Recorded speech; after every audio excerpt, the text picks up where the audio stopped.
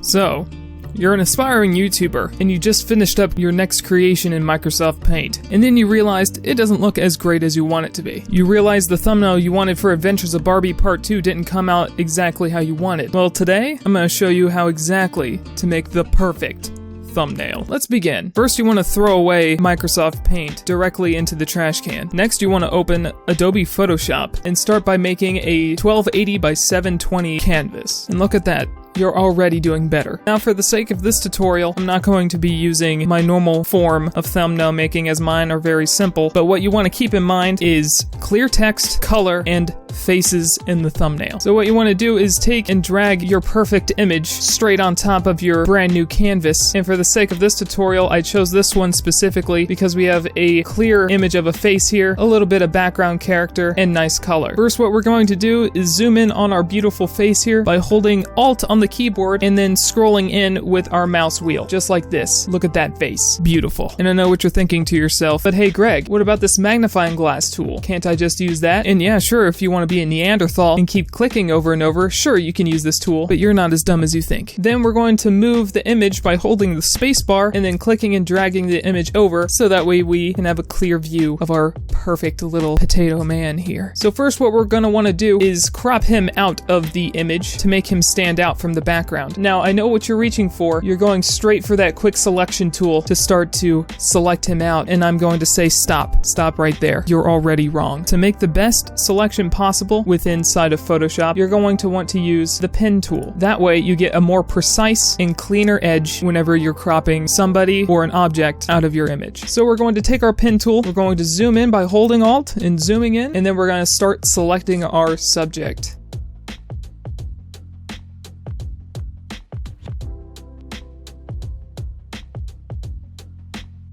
Now that we've outlined our subject and his hand, we're going to go over to the path selection tool, and then we're going to hit shift and hold it to make both selected. We're going to go back to the pen tool, make selection, hit OK, go to the rectangular marquee tool, and then up at the top, click select and mask. And for my settings, I use the preview as overlay and then have it set at 60% with a red background, so it is separated from the background a little more so I can see the finer details of my selection. Then you're just going to hit OK, and then you're going to hit Control C, then Control V, and that pastes it right on top of our image, and we have a clear selection of Mr. Potato Man here. Doesn't he look just wonderful? Next, what we're going to want to do is do the exact same thing to our fun little background characters here, waving hello. Now, I can understand that this part takes the most amount of time, and to be frank, it is the least fun part of creating a thumbnail, but I promise it is all worth it in the end. So be sure to go back to your pen tool and start tracing them out.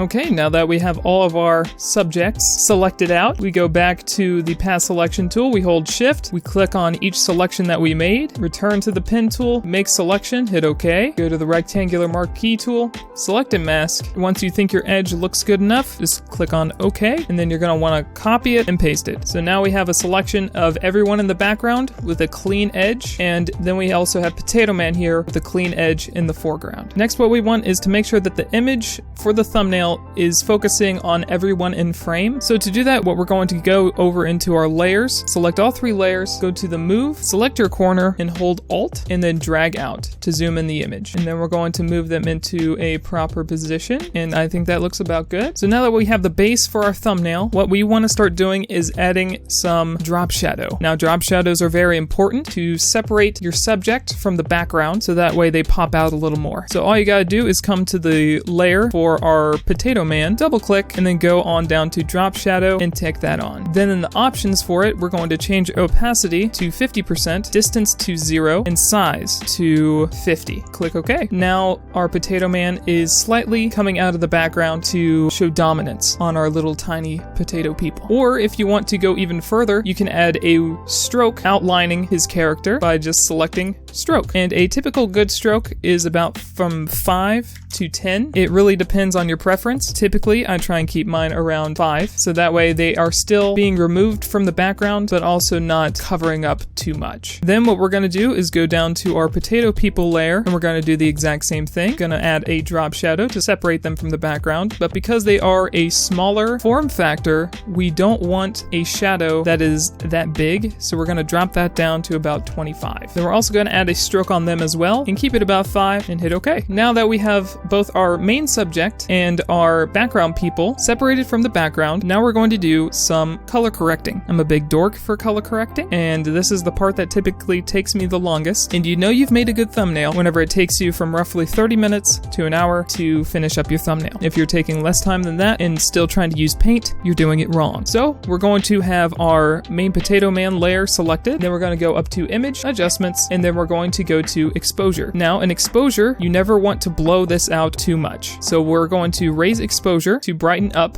his image. So we're going to keep it to around about 2. And then we're going to come to gamma correction and raise that up a bit. And so if we flip the preview on and off, you can see that we brightened up his image and we added some contrast to the image as well. We're going to hit OK, and then we're going to come down to our little potato crew, and we're going to do the exact same thing. Go to image, adjustments, and exposure. We're going to raise up that exposure to brighten them out from the background, and for them we're going to put it at about 2.5. Then we're going to come down to gamma correction, and then we're going to up that as well to about 0.75. So here's with it off, and here's with it on. It creates a huge difference, and we're going to hit OK. Next, we're going to start doing some major color correction. We're going to take our main potato man layer, we're going to go to image, adjustments, and then we're going to go down to color balance. Now with color balance, it's really up to preference. Our potato man here is a little bit blue, so what we're going to try and do is fix the midtones, the highlights, and the shadows. So in the midtones, we're going to change this up to make it a little more red and change it to make it a little more yellow, just a tiny little bit in each area. Then we're going to go to highlights, do the exact same thing, and then in shadows, I typically make it a little more blue. So now if we turn the preview on and off, you can tell his shades have become a little more pinkish. His skin color has become more of a natural skin tone instead of this sort of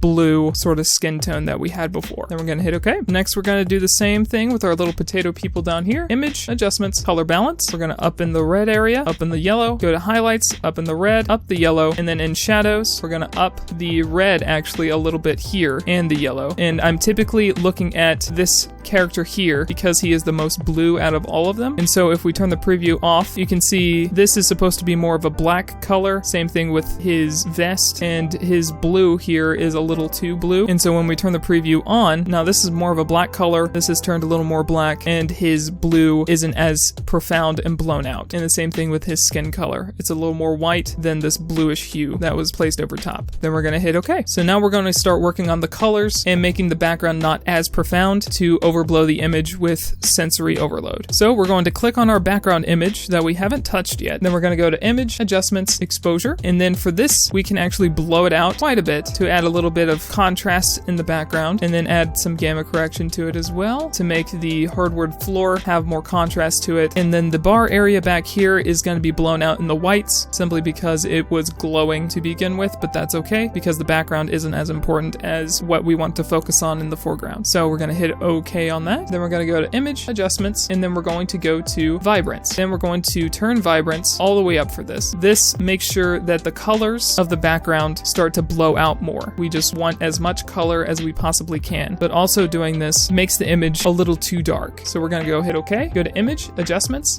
then we're going to go to levels. Now in levels, we want to keep the channel to RGB, and then this little middle dial is the one we're going to be moving around. So we're going to raise that one up to get rid of most of the shadows. So that looks about good to me. So we're just going to hit OK. So we've gamma corrected the background. We've color corrected everyone in the foreground. So now to make sure that the characters can be seen away from the background, even after we put the strokes and the drop shadows, we're going to have our background layer selected. We're going to go to filter, pixelate, and then mosaic. Then we're going to have cell size set to about 8. So with it off, it has a clear image in the background, and with it on, it sort of gives it this nice pixely background look. look that I was looking for. Or alternatively, you could go to filter blur and then use a Gaussian blur. Typically about 5 works really, really well. Sometimes if that overblows it, you can use 2.5. So if we zoom out by holding Alt and zooming out with our scroll wheel, we can see our main subject in the foreground and our little subjects somewhat in the background. And then we have our pixelated, very colorful background. Now we're going to move on to the clear text. Now for my thumbnails, what I would use is a font called Mont. So if we open the text tool and go ahead and click anywhere, and then we're going to change our font to Mont, and you can download this for free from dafont.com. And then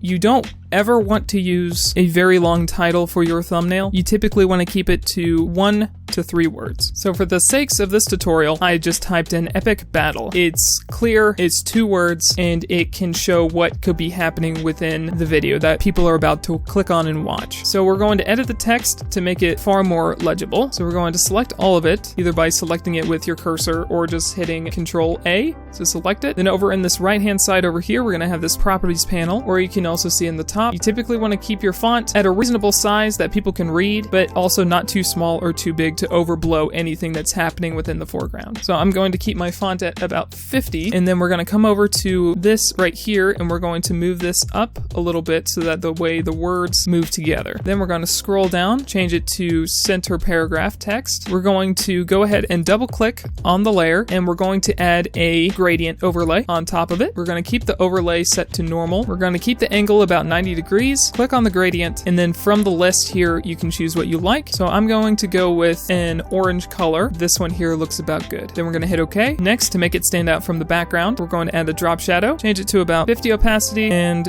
25 in size. And then we're going to add a stroke on top of that as well. And for this, I think a little light blue looks pretty good. Then we're going to hit OK. OK one more time. And then we're going to move it where we want to place it. And then we're going to take this layer and then push it below everyone else. Then we're going to rotate it. So I changed the font size to 40 points, and then I also came over here to push the wording together by 35 instead, and so that way it's not just overblown and blown out behind our main subject. People can't read that. So if we zoom out, we can see somewhat of our finished product here. We have our foreground character, we have our little background characters, we have some nice text that you can read, and it's colorful. We have a colorful background, but it's not overblown to make sure that the characters can't be seen. I brought in the Rec Room logo, so I'm going to hold Alt, grab one of the corners and scale that down, and then I'm going to push that layer behind our text layer, and then I resized it and rotated it to put it in the corner. Now if you really feel like going all out, you can double click on your text layer, go to the drop shadow, change the angle to about 100%, and then move the distance out, so that way instead of just having this halo around the text, it adds a little bit of depth to it. And I think I'm going to make this about 30, and then we're going to select our background layer, and what you're going to want to do is find an image on an image website called a sunburst. So I paste in the sunburst image I found. It's something that looks a lot like this. So once you found yours, you're going to want to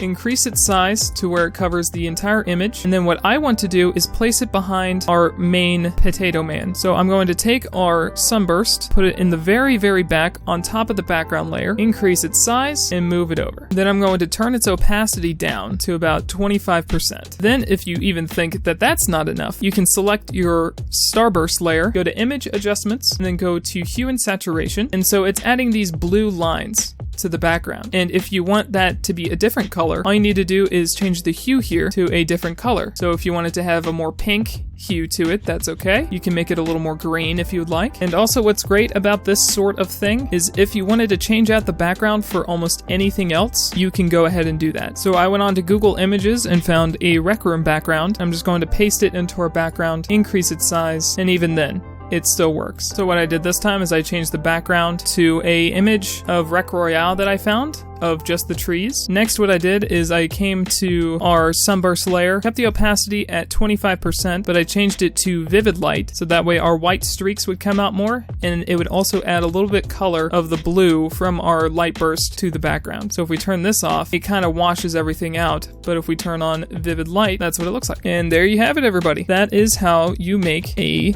proper thumbnail. So the next time you have Paint open and you're trying to get your Barbie 2 thumbnail ready for production, go ahead and just do yourself a favor and open up Photoshop. I hope you enjoyed.